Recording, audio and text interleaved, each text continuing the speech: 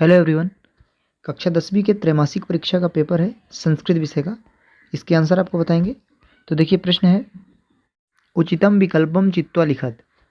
First है बालिकया पदे विभक्ति अस्ति, तो इसमें तृतीया विभक्ति होगा, नंबर पे है। दूसरा है पुस्तक शब्दस्य द्वितीया विभक्ति एक वचनम भविष्यति, तो इसका हो जाएगा पुस्तकम, ब नंबर पे दिया हुआ है।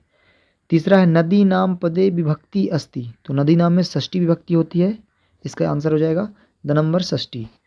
इसके आगे चौथा है कस्मात पदे विभक्ति अस्ति, कस्मात में कौन सी विभक्ति होगी ये बताना। तो देखिए, कस्मात में पंचमी विभक्ति हो जाएगी, स नंबर पे दिया है। पांचवा है विद्या माता इव रक्षति अस्मिन वाक्य अव्यय पदम अस्ति, तो इसमें इव हो जाएगा, स नंबर सही है इसका। अगला है अधो लिखितेषु अव्यय पदम अस्ति, तो इसमें कौन सा अव्यय है, तो कुत्र अव्यय है, ब नंबर इसका करेक्ट आंसर है। तो ये सही विकल्प के आंसर हो गया। इसके आगे देखेंगे प्रश्न नंबर 2। प्रश्न नंबर 2 में है कोष्टके प्रदत्त पदेषु रिक्त स्थाना पूर्ति कुरुत। यहाँ पे 2 ऑप्शन रहेंगे और इसी से आपको आंसर बताना है। गच्छन्तु इत्यस्मिन पदे, तो देखिए गच्छन्तु जो है वो बहुवचन है, यहाँ पे ऑप्शन में दिया नहीं है, तो पहले का बहुवचन होना चाहिए, तो अब द्विवचन भी लिख दें क्योंकि यहाँ पे दिया नहीं है, तो पहले का हो जाएगा। दूसरा है वदामि इत्यस्मिन पदे, कौन सी धातु होगी, वदामि में, देखिए वद धातु हो जाएगी, ये जो दिया हुआ है। पचेयु इत्यस्मिन पदे खाली स्थान है लकारा अस्ति, तो विधिलिंग लकार होता है इसमें। लिट लकारस्य उदाहरणम अस्ति, लिट लकार में देखिए पठिष्यति दिया है, ये लिट लकार का उदाहरण है, तो पठिष्यति हो जाएगा। पांचवा है अधिकारा पदे खाली स्थान है उपसर्गास्ति, अधिकारा में अधि उपसर्ग हो जाएगा, ये दिया है। अगला है पराजय पदे उपसर्गास्ति, तो पराजय में परा हो जाएगा, ये इसका उपसर्ग है।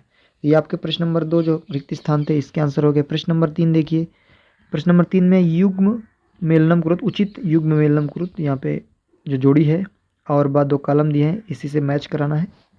तो महाधन इंद्र महेंद्र होता है गुणसंद्र का उदाहरण, देखिए घ नंबर पे दिया है।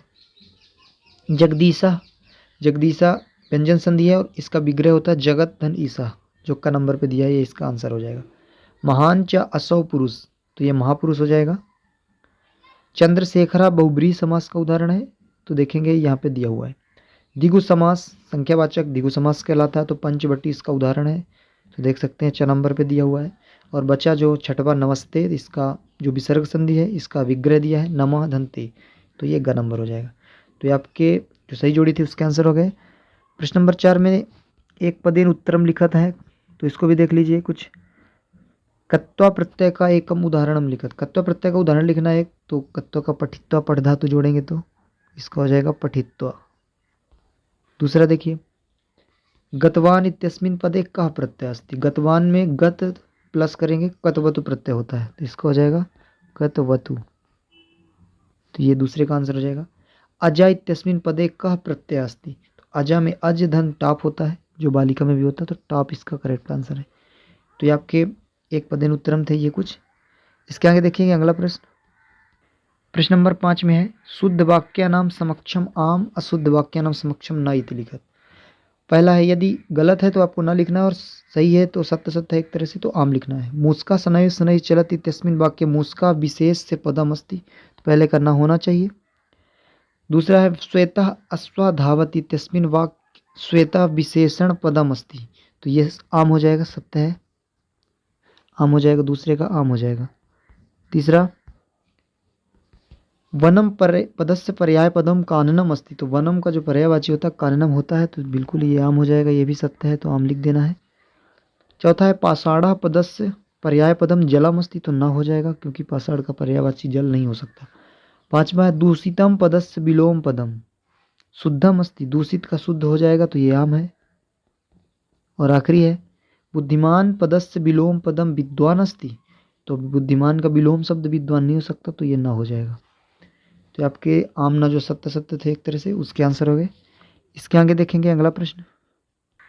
यहाँ पे प्रश्न है प्रदत्त शब्द रिक्त स्थान पूर्ति कुरुत, कोई 4 करना है, तो देखिए जैसे 4 करेंगे तो 5 भी कर सकते हैं क्योंकि 5 दिए, एक बचेगा जो उसका आंसर हो जाएगा। तो इदानीम वायुमंडलम, तो इसका हो जाएगा भृंसा, पहले क्या हो जाएगा भृंसा, भृंसा दिया हुआ है ऑप्शन में, देख सकते हैं ये भृंसा दिया है।